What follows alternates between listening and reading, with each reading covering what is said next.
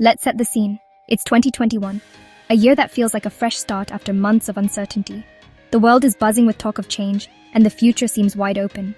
You're a Gen Z grad, fresh out of Zoom University, diploma in hand, and the world of work has flipped on its head. The old rules are gone, replaced by a new digital reality.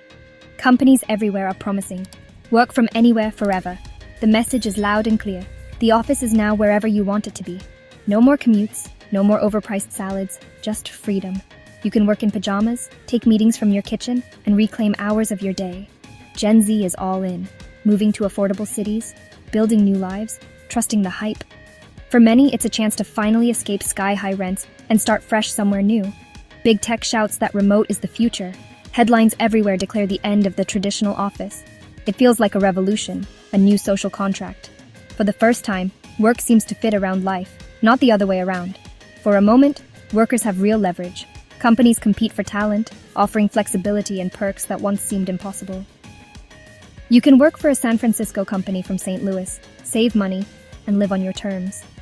The boundaries between cities and careers blur. But then, the music stops. The optimism in the air is suddenly replaced by a creeping sense of doubt. The forever promise starts to fade. Whispers of policy changes become official memos. Suddenly, remote work comes with caveats, then retractions. The rug is pulled, and the certainty Gen Z built their lives on begins to unravel. Gen Z, who built their lives around this new normal, are told, move back, commute, or quit. The choices are stark, and none of them feel fair. The dream of remote work starts to look like a bait and switch. What was once a promise now feels like a trap. The sense of empowerment is replaced by frustration and distrust. The energy that fueled a movement now turns to skepticism. The revolution? Maybe just a marketing campaign. The slogans ring hollow as reality sets in. Gen Z is left wondering, what happened to the future we were promised? The sense of betrayal lingers, and trust in employers is shaken. The companies that led the charge are now leading the retreat. The same voices that championed change are now calling for a return to the old ways. The future of work suddenly looks a lot like the past. The dream of flexibility is replaced by the reality of routine. Gen Z feels betrayed, forced to choose between uprooting their lives or giving up their jobs. The cost of believing in the promise is now painfully clear. The great remote work promise? It's starting to feel like the great remote work lie, a lesson in how quickly the future can be taken away. Flashback to early 2020. The world as we knew it came to a sudden halt. Offices emptied overnight, city streets fell silent, and the familiar rhythm of daily commutes vanished. Suddenly, the idea of working from home, once a rare perk, became the new normal for millions. The world shuts down, and suddenly, every job is remote. Living rooms, kitchens, and bedrooms transform into makeshift offices. People everywhere scramble to adapt, learning new tools and routines almost overnight. Gen Z enters the workforce from childhood bedrooms, adapting instantly. They're digital natives after all. For them, technology isn't just a tool, it's second nature. They navigate video calls, chat apps, and cloud docs with ease, making remote work feel almost effortless. Productivity doesn't crash. In fact, for many, it improves. Freed from office distractions and long commutes, people find new ways to focus and get things done. Small wins at home become big motivators. The old model, move to an expensive city, live with roommates, scrape by, gets shattered. Suddenly, the pressure to relocate for work seems unnecessary, and the sacrifices of city life are questioned. Remote work democratizes opportunity. Now talent from anywhere can compete for jobs once locked behind city limits. Rural, suburban, or urban, location matters less than skill and drive. It's not just about convenience, it's about economic justice and autonomy. People gain more control over their lives, and the playing field starts to level out. Gen Z values flexibility and control over their time. The 9-to-5 model feels ancient. They want to work when they're most productive, not just when the clock says so. Remote work lets them structure their days, focus on results, and prioritize mental health. Breaks for exercise, meditation, or family time become part of the routine, not exceptions.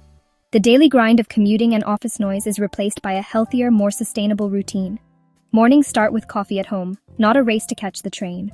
For Gen Z, remote work isn't laziness, it's efficiency and trust. They thrive on clear goals, open communication, and the freedom to deliver results their way. The pandemic revealed a better way to work, and Gen Z thrived in it. They found new ways to connect, collaborate, and celebrate success, even from afar. The dream wasn't just a fantasy, it was a lived reality. Work and life could finally coexist in harmony, not competition. They saw that work could be humane, flexible, and balanced. The old rules no longer applied, and a new vision took hold. And they're not willing to let that go. For Gen Z, remote work isn't just a trend. It's the future they're determined to build and protect. At first, tech giants led the remote revolution. They championed a new era of work, promising freedom from the daily commute and the ability to work from anywhere. The world watched as Silicon Valley set the tone for a flexible future, inspiring millions to rethink what work could look like. Twitter, Meta, Shopify, all promised remote forever.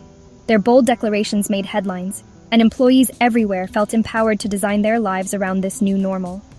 Gen Z believed them, planned their lives, and joined these companies for the flexibility.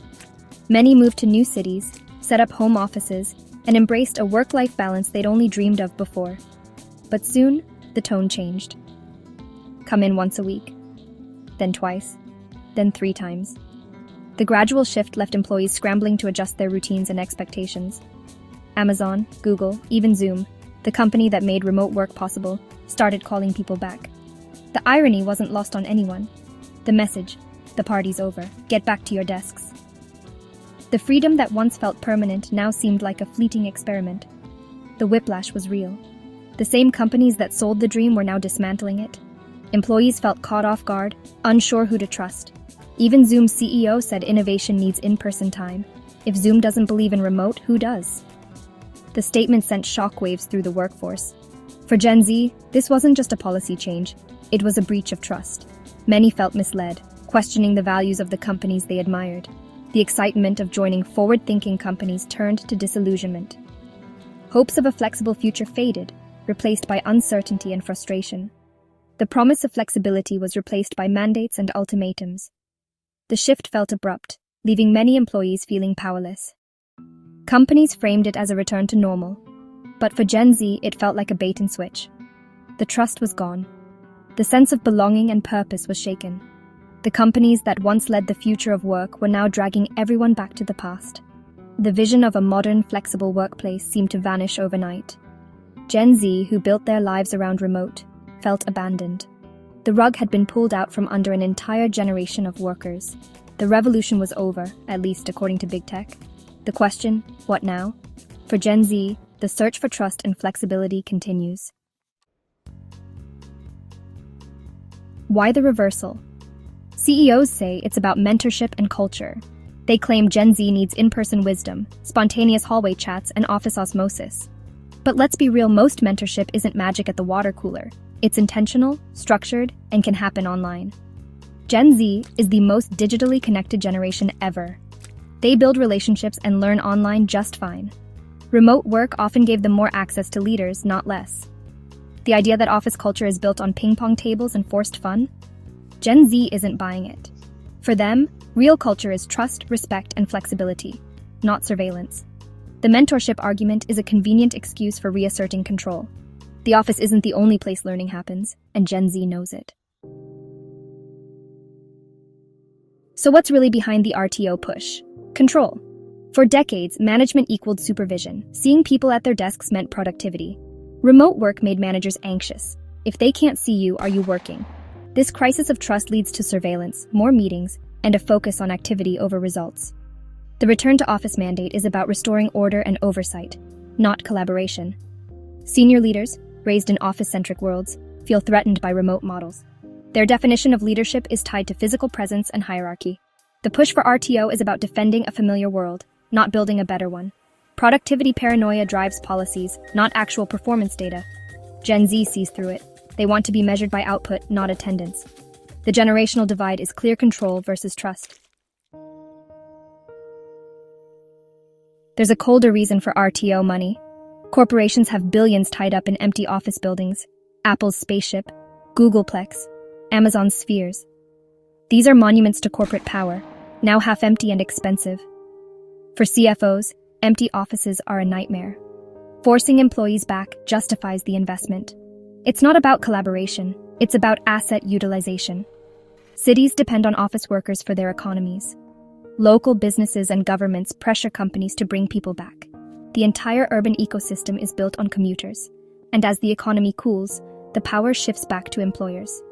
During the pandemic, companies offered anything to attract talent. Now, with layoffs and uncertainty, they're flexing their power. RTO is a market signal. We're in charge again. It's a calculation of supply and demand, not personal growth. Employees' flexibility is sacrificed for real estate and city budgets. The return isn't about you, it's about the bottom line. So Gen Z, what now? Don't just accept it, organize.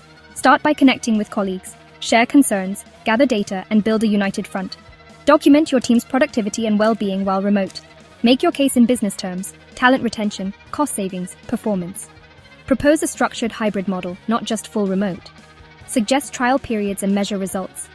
Counter vague culture arguments with hard data. Present your findings as a group. Show you care about the company's success. You might not win remote forever, but you can secure real flexibility. Know your worth. Keep your resume sharp and your network strong. If your company won't budge, there are others that will. The RTO push has split the talent market. Rigid companies will lose out. Sometimes, the only way to make them listen is to leave. Your career is a marathon. Work for a company that trusts and respects you. Gen Z's collective voice is powerful. Use it. The fight for flexibility is just beginning. The future isn't all remote or all office. It's hybrid. The real battle is on the middle ground. A good hybrid model offers flexibility and real in-person connection. The key, intentionality. Random office days don't work. Offices should be for collaboration, not solo work. Think workshops, team events, project kickoffs, not daily grind. Companies must invest in both physical and digital spaces. Remote employees need equal access and opportunities. The best companies will co-create hybrid models with their teams. Gen Z isn't entitled. They just know the old way is broken. The future belongs to those brave enough to build it. We're at a crossroads. RTO mandates are a push to restore the old normal. For Gen Z, it feels like a betrayal, a broken promise. This isn't just about where we work, but how and why. Gen Z tasted a better way and won't forget it. Their playbook: organize, negotiate, and seek out employers who align with their values. The fight is about trust, flexibility, and redefining success. The outcome will shape work for decades. So what do you think? Is the office making a comeback? Or is this the last gasp of an old way of thinking?